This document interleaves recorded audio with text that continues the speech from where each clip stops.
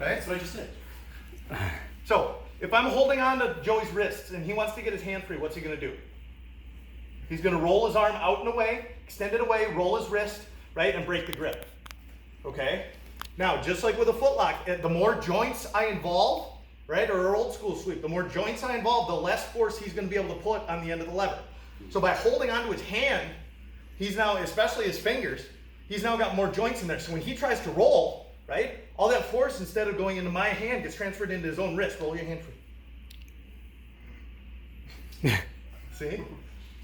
If I grab his wrist, go ahead and roll your hand free. Okay? I want to fight the smallest muscles possible. If I'm holding on to his wrist, I'm fighting his big shoulder arm muscles, right? Curls for the girls. Here, his little wussy wrist muscles. Okay?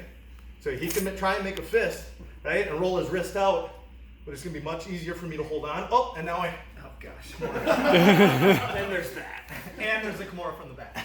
Cool? So that's why I say when I'm controlling, especially from the back, I'm holding on to the hands.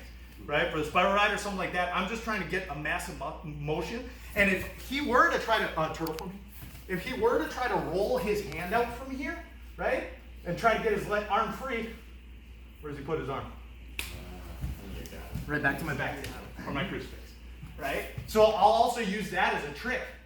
Grab onto the wrist. If I'm not going to spiral him down, I'll take that weight off, keep my foot out there. So when he extends his arm, he reaches under my leg and right back into my crucifix.